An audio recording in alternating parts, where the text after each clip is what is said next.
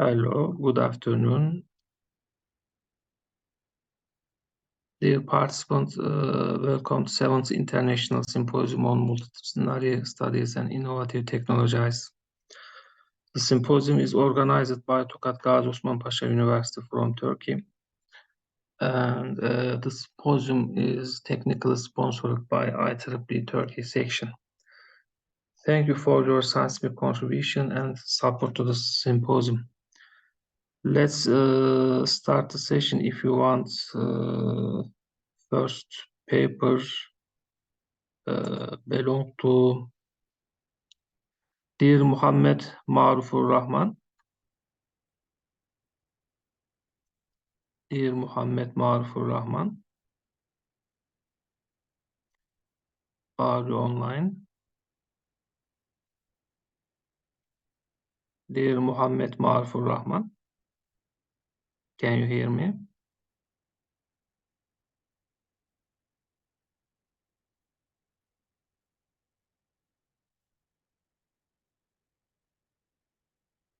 Okay.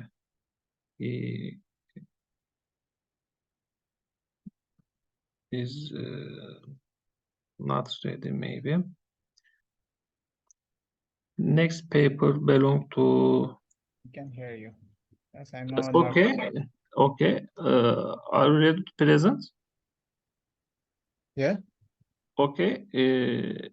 Okay. Our paper we will present our paper, and Okay. my presentation will be given by my co-author of this paper. Okay. You can share your screen and then start your presentation. Can we have one minute to start the presentation? Okay. Okay. Okay.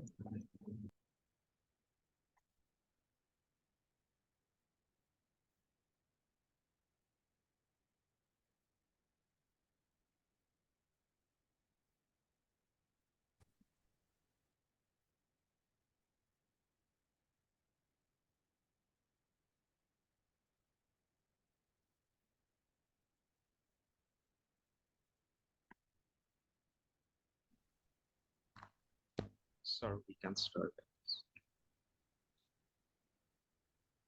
Tanaji, please proceed.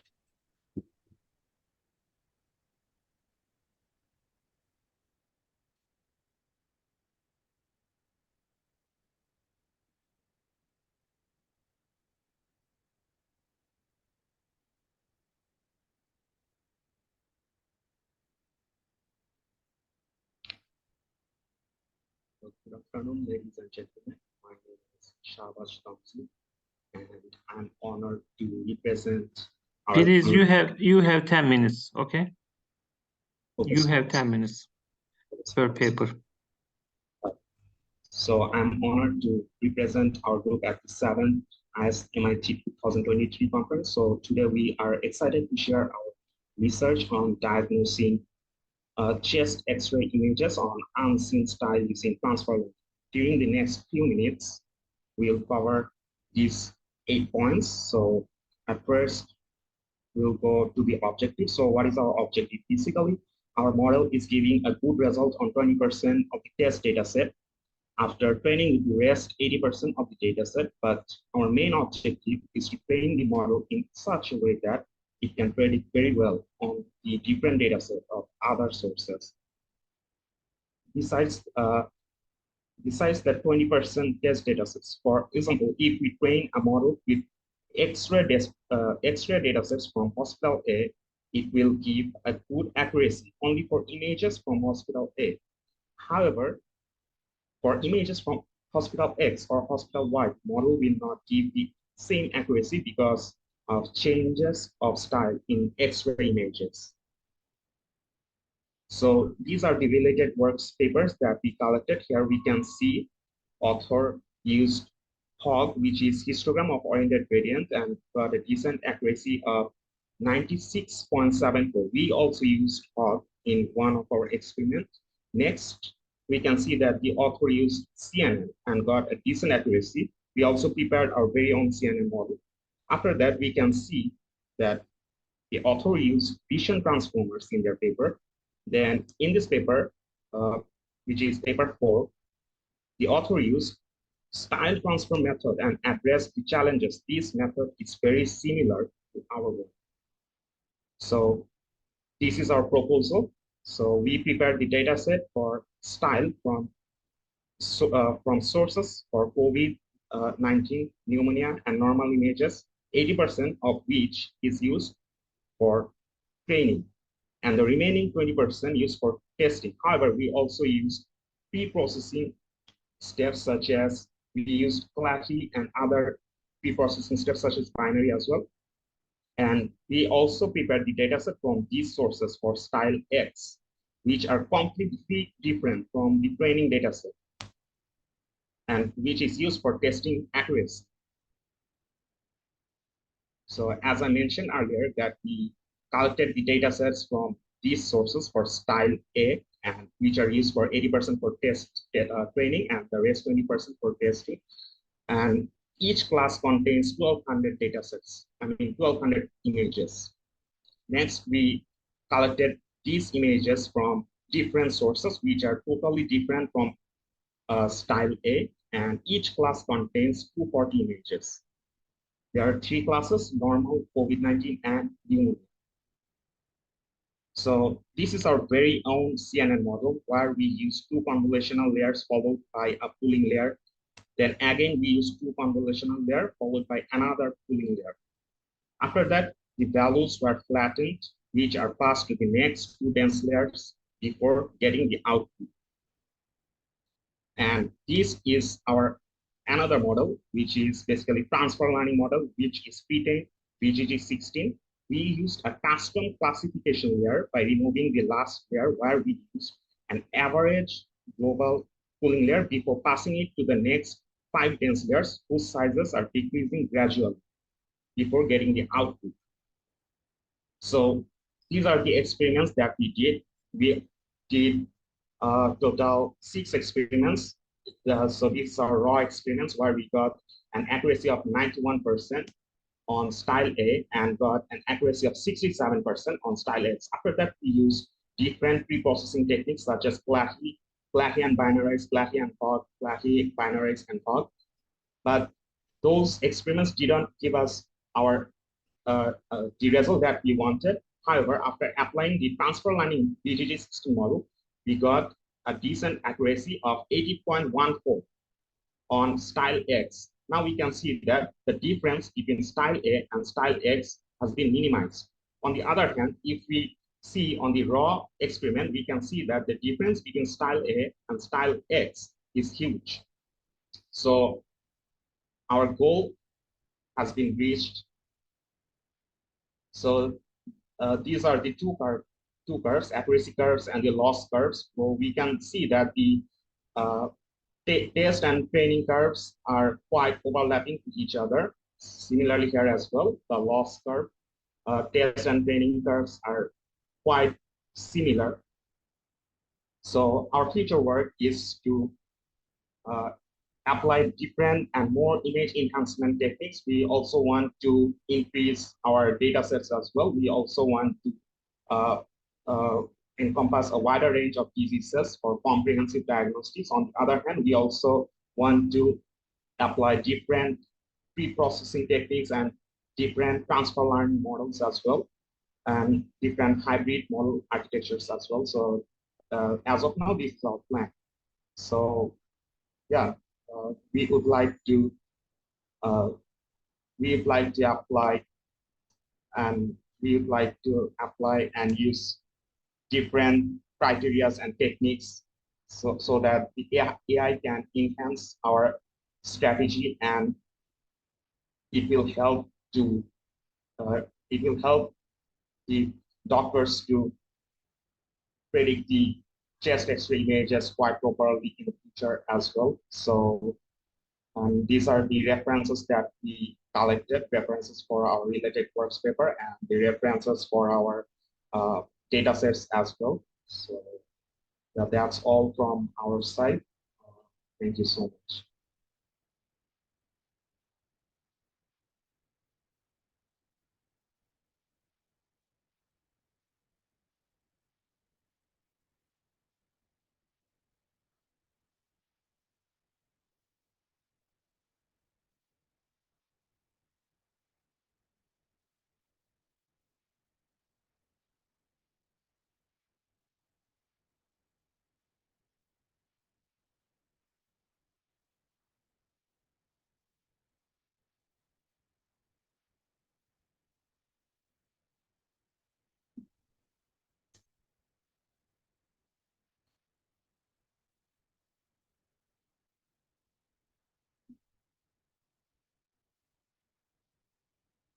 Okay, thank you. Dear participant, do you have any question about the paper?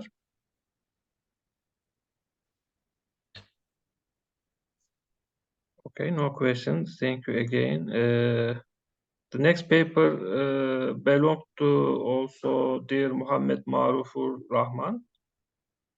Are you ready to present? Dear Marufur Rahman? Yes, I am present. This paper will also be presented by my co-author. Okay, okay. So,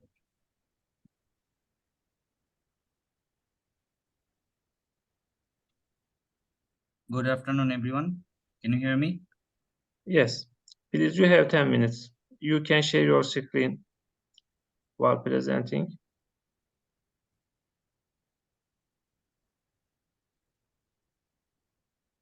Is my screen visible? Yes. Good afternoon, everyone. I'm Sayedcha Ashikullah. I'm one of the co-authors of this paper.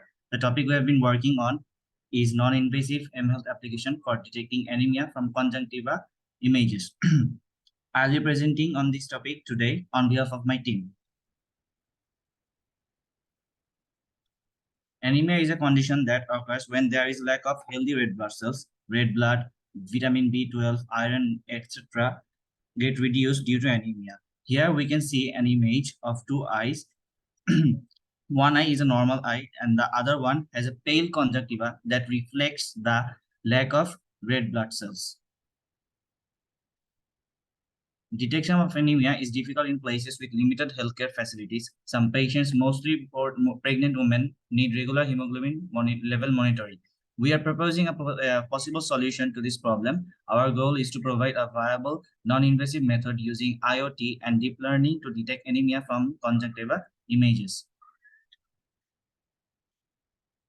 WHO reported 20% of the world's population has anemia, especially in developing countries. The rate of it is 80%. It has various negative effects like mortality, decreased work productivity, and impaired neurological development, and so on.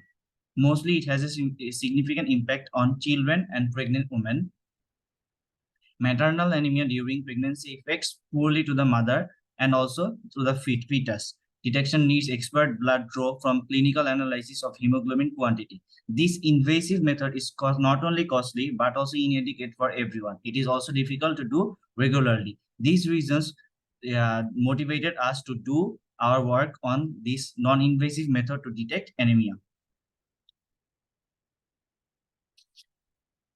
To get a better idea of works that have been done on this field, we have studied some papers. Here we can see this paper has conducted in Bangladesh based on data from a survey to predict childhood anemia using machine learning.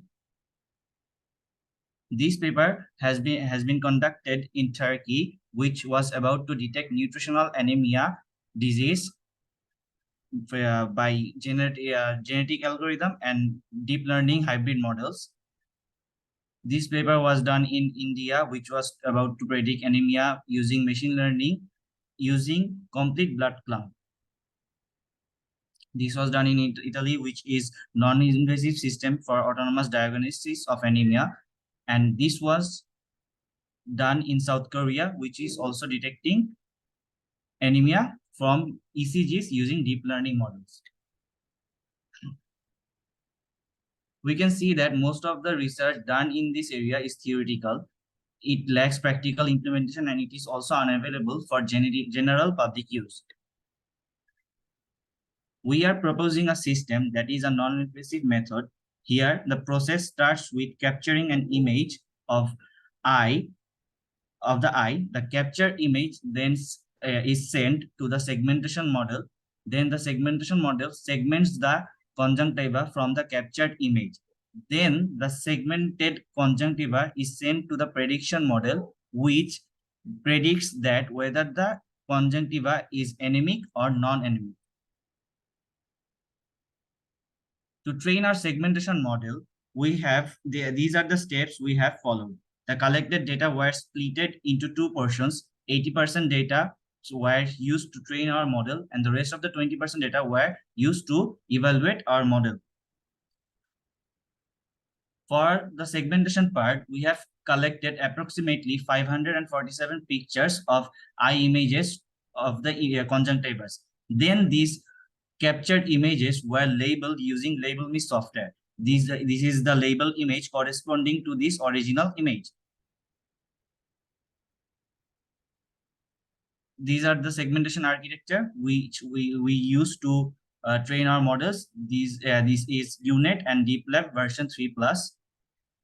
For DeepLab AI, for UNet, the intersect over union result was approximately 72.05% and dice coefficient was 83.5%. And for the architecture DeepLab version 3+, the intersect over union was 71.45% and the dice coefficient was about 83.06%.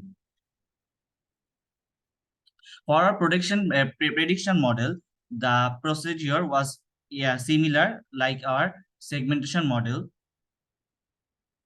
For the data collection part, we have collected from the data set from a publicly available data set which has labeled images of anemic and non-anemic conjunctivas. For our prediction model, we have used several machine learning architectures such as random forest, logistic regression, support vector machine, decision tree, k nearest neighbor, and naive Bayes. Among these models, random forest, support vector machine, and decision tree perform better than the rest of the models. Here we can see that random forest gave almost 91.5% for accuracy, precision, recall, and F1 score. Support vector machine decision tree is also kind of similar, 91, 94, 90.1 and 90.4, which is close to 91%, which is close to random forest model. Rest of the model did not good a better performance compared to the other three. Our goal is to finish our research. We hope we would be able to reach maximum number of people. We are proposing a method to monitor anemia constantly and easily. These are the paper that we have studied, which are related to our study, related to our field. Thank you, everyone. Thanks for your presentation. Dear participants, do you have any question about this study?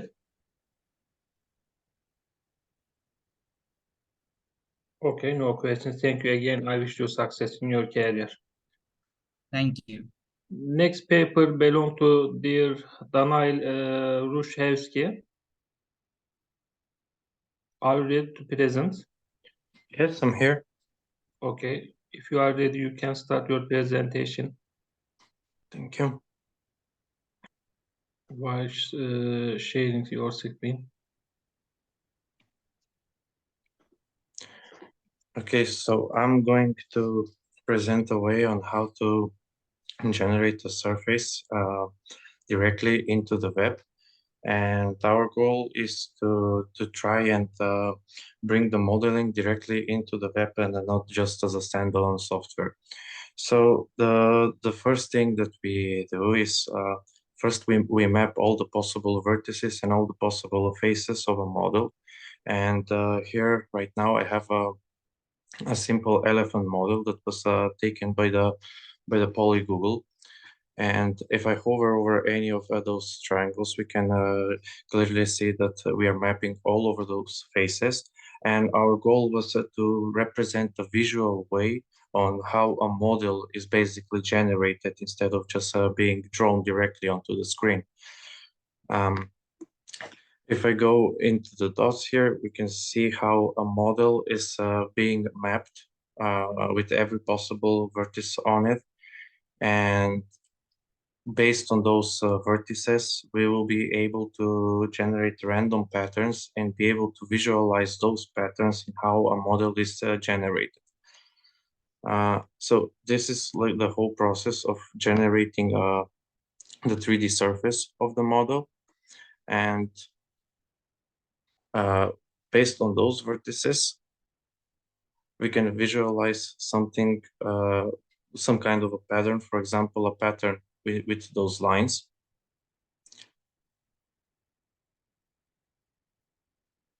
And I can turn off, for example, the wireframe helper, which is only there to show us how like the full wireframe of the model looks. And the goal was to represent at least a possible accuracy of 97 to 98% of the original model, but on a side effect to be able to at least reduce the size of that model by at least 10%. And as you can see on the bottom of the screen, there is a hash being generated. And for each model, the hash will be unique and it will be represented as some kind of a fingerprint.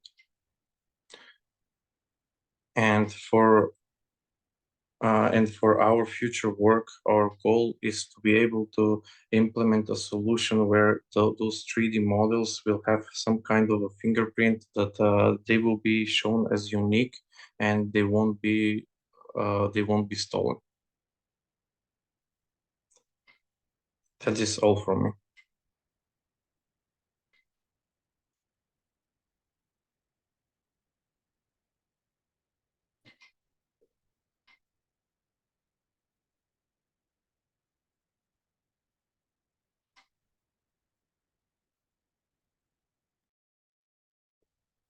Okay.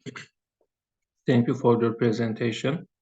There possible to have any question about the study? Okay, no questions. Thank you again, dear Daniel Ruszewski. I wish you success in your career. Thank you.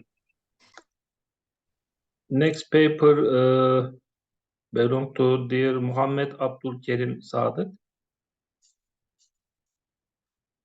Dear Muhammed Abdul Kerim. Okay, not online maybe. Dear Masha Muhak Heng. Hi, good afternoon. I'm here on behalf of Masa Bhagyakshi. Unfortunately, If you are couldn't be ready, you joining can us today. start your presentation. Okay. Yes, I'm one of the authors, so I'll be doing the presentation today.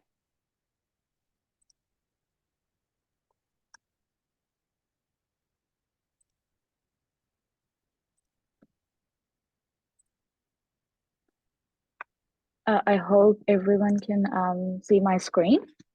Yes, you have 10 minutes, please. Perfect, thank you. Good afternoon, everyone. My name is Jyoti Verghese, and Masa sends apologies as she couldn't be with us today. Today, I'm going to be talking about our research, which is personality-based hybrid machine learning model for mentor-mentee matching using collaborative and content filtering method. This research was done in Auckland University of Technology in New Zealand. I'm sure most of you have a mentor who supports and guides you in both professional and personal growth. Today, I want to talk about the importance of a successful mentor-mentee pairing. Based on our literature review, there were 3 key factors that contribute to the success of such a pairing. The first factor is having a shared understanding of the purpose and objectives of the mentorship. It is crucial for both the mentor and the mentee to define what they really hope to achieve and how they plan to work together. By discussing and clarifying these expectations early on, it ensures that both parties are on the same page and reduces the likelihood of disappointment later in the program. The second factor is communication between the mentor and the mentee. Open and regular communication is essential for successful pairing. It allows both individuals to comfortably discuss their needs, concerns, and progress. This effective communication helps build trust and fosters a strong mentor and mentee relationship.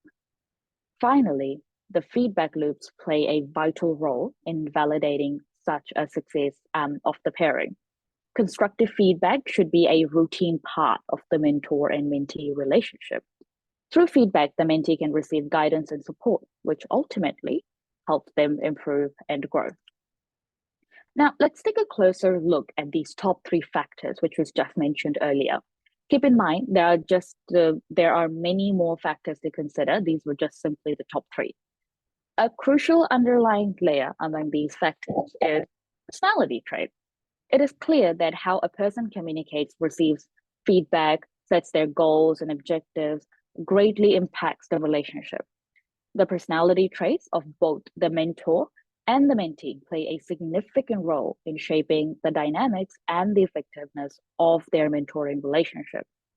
When there's a compatibility in communication and learning style between the pair, it tends to result in a longer lasting partnership rather than a short-term one.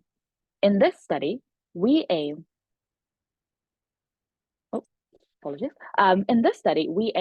to test this hypothesis using real-life data. But before moving forward, we delved deeper into the existence of research or to explore the various approaches for effective mentorship pairs. The research encompassed qualitative studies, machine learning algorithms, and the development of the mentorship program. The qualitative studies revealed that the matching mentors and the mentees, based on their skills, their goals, they really played a crucial role in establishing a successful pairs. Although there were limited discussions in literature regarding the inclusion of personality traits during the matching process, there were no concrete plan that was provided to substantiate this claim. Additionally, a significant portion of the literature focused on designing the mentorship program that employ a multi-stage process to foster a long-term mentor relationship with personalized guidance. As we explored the literature, we discovered that CNN algorithms were predominantly utilized for matching purposes. Whilst these studies were not exactly exclusively focused on mentoring, they did share a fundamental concept. So after our research from the literature, we found that there is a knowledge gap in the machine learning in matching mentoring pairs using machine learning and incorporating personality as a factor. That's why our study aims to design a machine learning algorithm that can match mentors to mentees based on their skills, their goals, and personality traits. We acknowledge that only by considering personality trait, we may not achieve the best outcome, which is why a combination of 3 was pretty crucial. In the literature review, we observed that the utilization of CNN algorithm in conjunction with recommendation-based algorithms yielded improved outcomes. Building upon this understanding, we propose a hybrid approach for this study. Incorporating collaborative filtering algorithm with CNN enables us to match individuals with similar taste and preferences. It is highly likely that if they had a similar preferences in the past, they will continue to have similar preferences in the future. Furthermore, content filtering algorithm is employed to analyze the characteristics and features of the recommended items, which are then compared with the user's profile or preferences. In this study, we utilize again the personality traits, the skills, and their goals as the feature for the analysis. Now, let's look at the implementation plan for this research. So we obviously started with the data collection. We were very lucky to get the data set from a mentorship program in a New Zealand-based IT company. Unfortunately, the data was rather low for a machine learning model, so we had to do some data augmentation and pre-processing the data using the natural language processing methods. We first added the first input layer that was simply just the skills and goals of mentors. In this case, we did not add personality base just to see the difference. In the second layer, obviously, we added the skills and goals as first layer, added a second layer of personality type to see the difference. Then we trained each of the model, and then we tested the model. To the results. So at first, just to get a simple idea, we added no features. We added all the data as it is just to see what the accuracy of the model was. It was about 49.2%. Then we added skills and goals as the first input layer, which resulted in 52%, which was not a lot of increase from the set. Then we added the personality trait as a second layer, which very much jumped the model accuracy to 78%. People with similar personality traits tend to have similar ways of perceiving and processing information. For instance, individuals with strong inclination towards intuition often engage in imaginative discussions about abstract concepts, while those with strong sensing traits tend to focus more on the present moment and sensory experience. This simply means the difference between being creative and being logical. Initial pairing data revealed that approximately 60% of mentor-mentee pairing from the actual data were formed by matching mentees with mentors who shared the same personality traits of intuition or sensing. This approach is in line with the importance of aligning learning and teaching styles, which was emphasized in the literature review. In order to enhance the effectiveness of mentorship relationships, a personality layer was introduced in the machine learning model.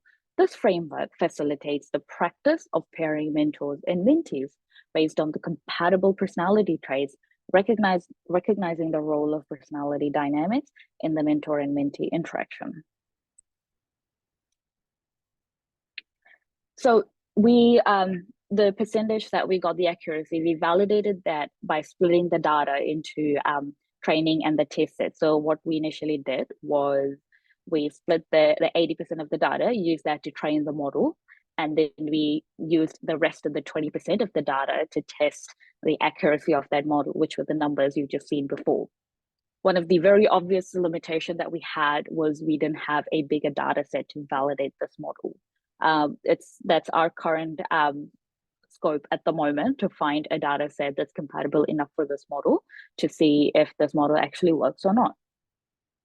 In a good news though, this model is a very agnostic approach, which means that any model or any data set that is about mentor and mentee and has enough data about them, that should work in this algorithm. It doesn't necessarily have to be about skills, goals, but it should include the personality trait just so that it approves with the actual model. But that is our ongoing research. We are looking for more data set to see how we can actually improve this model. We are currently working with the high school mentorship programs and the university mentorship programs to see how this model can be applied to them without making too many changes. So that is our current progress of this research, and that will be all. Thank you very much.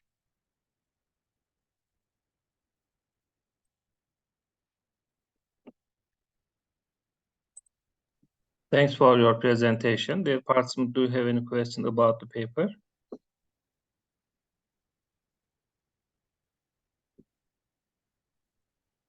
Okay, no questions. Thank you again. I wish you success in your career. Thank you so much. Next paper belongs to dear Mithal Abdul Hadi. Yes, Doctor, I'm here. Are you to present? Okay.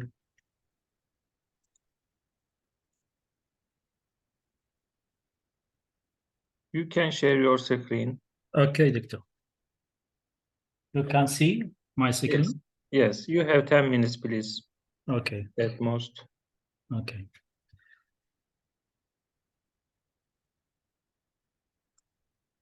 Good afternoon, everyone. I hope you're all doing well. Let me start by introducing myself. My name is Mithal Abdul Hadi, and I am a student at Alton Pash University. The topic of my paper is the preparation of zinc oxide thin film for gas sensor using separate pyrolysis technique.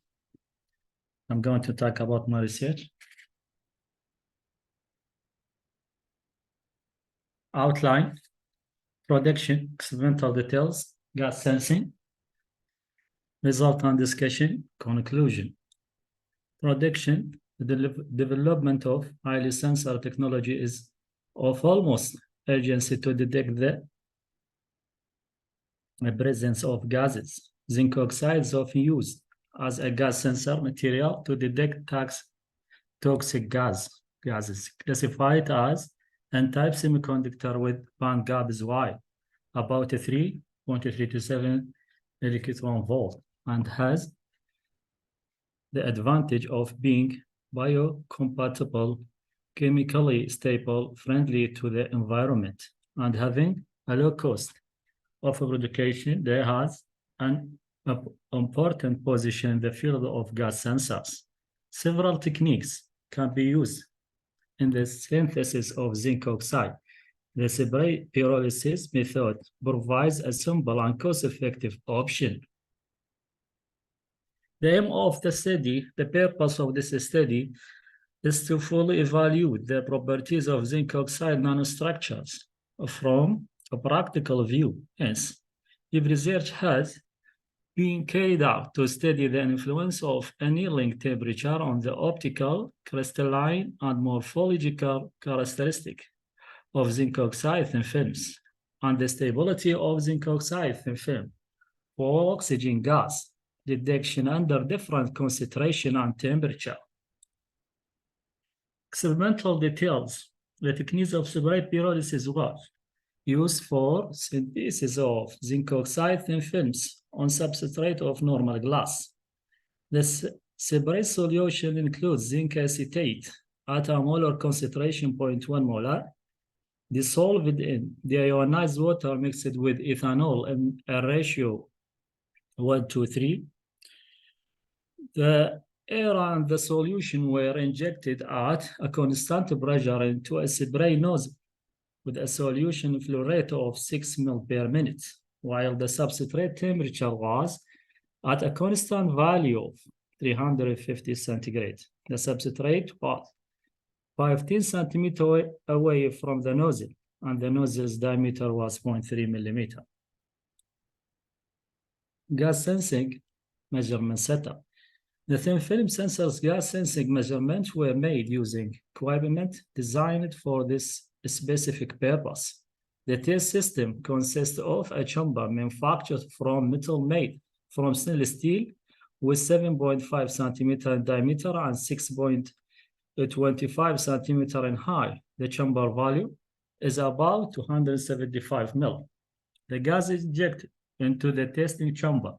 The electrical connection were a pair of thin copper wires attached in the sensor by a silver coating.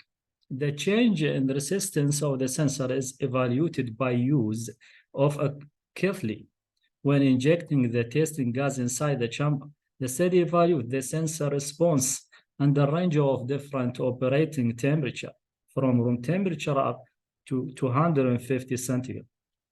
When the oxygen gas concentration is 10, 25, 50, and 100 parts per million.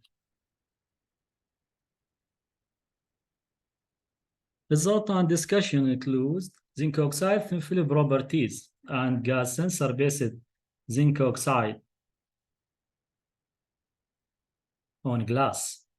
Properties of zinc oxide thin film are measured by X-ray diffraction, UV visible, near-IR spectrometer, scanning electron microscope, atomic force microscope. X-ray pattern of zinc oxide on glass as ground at 350 centigrade and annealing at 500 centigrade show. A red color show the pattern of X-ray diffraction of the thin film that was synthesized at initial substrate temperature of 350 centigrade. The pattern show 4 peaks that have no crystallized value in agreement with the zinc oxide nanostructure. The black figure confirms that the intensity of the peak shows a notable increase after the annealing to temperature up to 500 centigrade. This is shown by the increased intensity in the peak indicating more crystallization along certain of its planes. In addition to the emergence of a new peak that indicate that an increase in crystallization.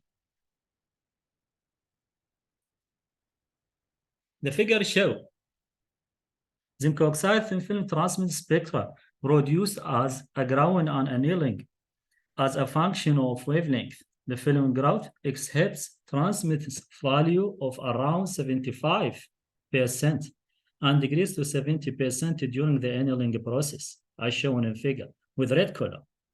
The observed reduction in transmission is attributed to a light scattering phenomenon occurrence at the grain boundaries, which due to an increase in film's average grain size, which scatter light onto grain boundaries, or may also occur as a result of light scatter at RF surface. As in following figure, the optical band gap energies were measured by projecting straight line onto the h mu axis at alpha h mu square equal to 0 by using the TAC relation, and found to be 3.223 electron volt for the film as ground and 3.3 electron volt for the annealing film. The bandgap of annealing film is greater because annealing leads to reduction in energy levels. Finally, the decrease in Auerbach energy after annealing is a result of enhancement in crystallinity and decrease in impurity and defect levels.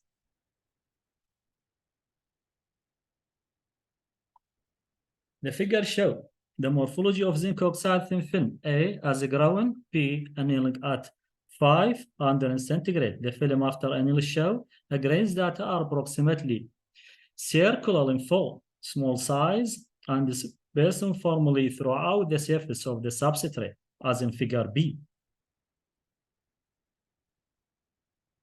The figure shows a cross-section of annealing of zinc oxide, the film that is used in our device. The film thickness is 500 nanometer. The figure shows the three-dimensional atomic force microscopy. Image scanning over surface area 5 multiplied by 5 micrometer square for the zinc oxide film, A as ground and B annealing. The process of annealing applied at temperature above the crystallization temperature has been seen to enhance the cross of grains, thus leading to an increase in surface roughness, whereby smaller grains aggregate to form bigger ones. This result was in agreement with the X-ray diffraction and the scanning electron microscope results.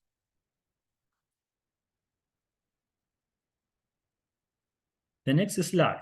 The figure shows the response of zinc oxide gas sensor that was set up at 100 centigrade when oxygen gas was injected. The figure shows the comparative result of the sensor sensitivity at different oxygen concentration.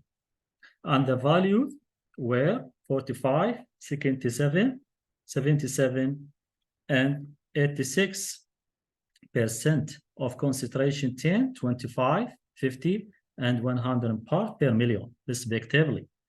According to the result, in the table, the response improved when the injection of oxygen increased. Moreover, the sample with a concentration 10 parts per million had acceptable response to oxygen as the minimum detectable concentration using the gas sensor.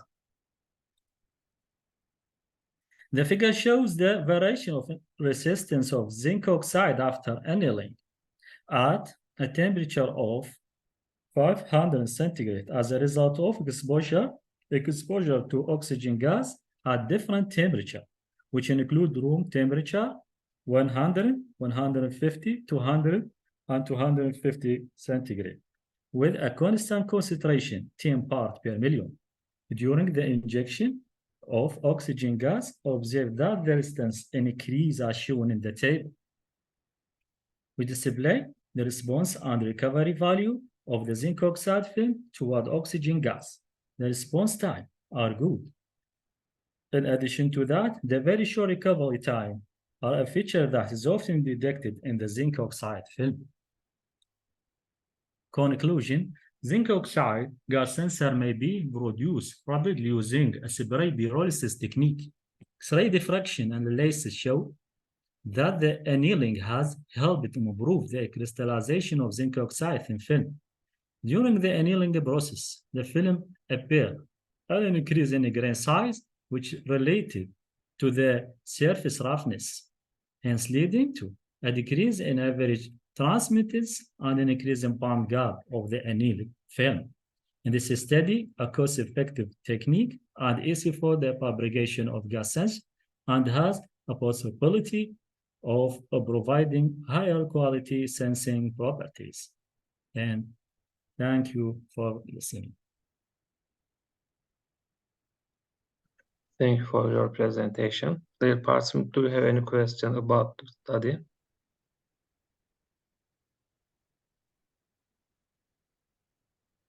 Okay, no questions. Thank you again. I wish you success, dear Mithal Abdulhadi. Thank you, Victor. Next paper belongs to dear Stanislav Milevsky. Yes, I'm here. Are you ready to present? Yes, 1 minute. Second. Okay, so I want to present you results about our study about social cyber-physical security system synthesis models.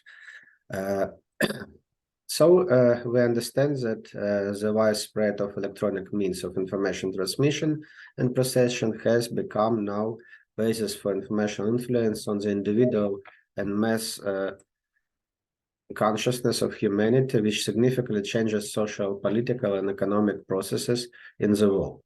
At the same time, this environment, which is a result of interaction of people, software, and services on the internet with the help of technologies, devices, and network, which doesn't exist in any physical form, is cyberspace. In recommendation of international standards, cybersecurity is defined through the concept of cyberspace and risk management system, and in International Standardization Organization standard, also defined the relationship of the term cybersecurity with network, application security, internet security, and also security of infrastructure. So cybersecurity is the security in cyberspace, and the terms of which are united by concept of information security. And it is becoming an increasingly universal field where a whole range of aspects, including different sides of social influence, emotions, and so on, are related and can be affected to vulnerabilities. The formation of social cyber-physical system creates unprotected hybrid system, which significantly complicates the possibility of ensuring the necessary level of security. And the significant problem of the security of such systems is the use of wireless digital channels of the network and hardware, software, and elements of its switching between them.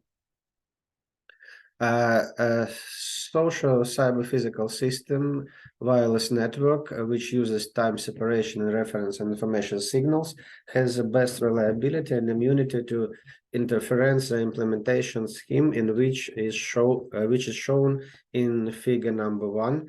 And during the first half of the bit interval, the switch closes and transmitter output directly to an ultra-wideband signal generator. Forming a reference signal. In the middle of the bit interval, the switch switches the output to one of two possible positions depending on the information bit, forming the information part of the signal. The delay line delays the signal by half a bit interval, and lines 2 and 3 are used directly to generate a stream of binary bits, 1 or 0. As a result, an ensemble of a complex signal is formed where information signal is separated in time from the reference signal by one interval. Usually an ultra-short pulse with a duration of 0.2 or 2 nanoseconds is emitted, and the most suitable for use as a coding chip is the Gaussian monocycle, which is described by the first derivative of the Gaussian distribution function. Which is shown in this formula. Such signals have the form of idealized Gaussian monocycles, and the main part of the radiation spectrum of which is located in the frequency range from 1 to 10 gigahertz. The methods of pulse formation proposed in the work involves the use of an antenna with an expanding slit in the gap of which a radiation pulse is directly formed, and this makes it possible to significantly increase by 3 or up to 10 times the range of propagation of pulsed electromagnetic signals. It is proposed to implement the methods of flickering polarization, according to which each of the series of chips encoding information bit is fed in turn to one or another antenna, which are located orthogonally in the antenna unit. Thanks to such technical characteristics, it is used as the main component of each of 2 antenna blocks, which in turn create an antenna system. The use of flickering polarization and proposed antenna unit in social cyber physical systems makes it possible to increase the signal-noise ratio at the receiver input, which in turn allows to reduce the level of electromagnetic radiation of the information signal and ensures its protection and concealment. According to the time shift of the correlation peaks, an ambitious reproduction of the transmitted bits of information is carried out. The calculated dependencies of error probabilities on the ratio on the power of the useful signal and interference in the access channels are shown in this figure, and the analysis of characteristics provides the bits error probability doesn't tend to approach 0 even in the absence of interference and in the channel. And this proves that the use of the technology of ultra-wide signals allows to carry out wireless hidden transmission of information with low radiation power at a speed of 1 to 2 megabits second, which is with a probability of error less than 10 in -5 power. So the use of ultra-broadband technologies in the communication channels of social cyber-physical systems and their wireless networks allows wireless hidden transmission of information with low radiation power. The development is based on the technology of ultra-broadband signals that circulate in the information channels of the social cyber-physical systems wireless network. An analytical model of the information transmission channel and its components has been developed. Social cyber-physical system information efficiency criterion also was proposed, and the use of synthesized ensemble of ultra-broadband signals in the communication channels of the social cyber-physical systems wireless network allows wireless covered transmission of information below the noise level at from 3 to -6 decibel without loss of information quality. In this way, the probability of detecting both the very effect of temporarily establishing communication channels and the impossibility of interference, distortion, and interception of information becomes low. So this upgrade with transmission will help to make transmissions in social cyber-physical systems more secure. Thank you for attention.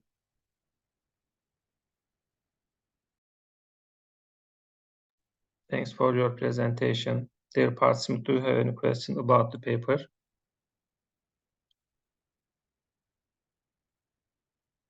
Okay, no question. Thank you again. I wish you success in your career. Thank you very much. Yes, dear Muhammed Abdulkerim Sadık, are you online? Dear Muhammed Abdulkerim Sadık. Okay. Dear participants, thank you for your attending. Thanks for your contribution. I wish all participants continued success.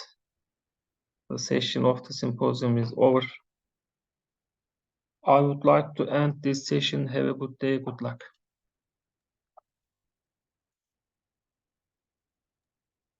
Thank you so much. Thank you. Have a nice day. Thank you. Thank you so much. Thank you so much. Have a nice day. Thank you.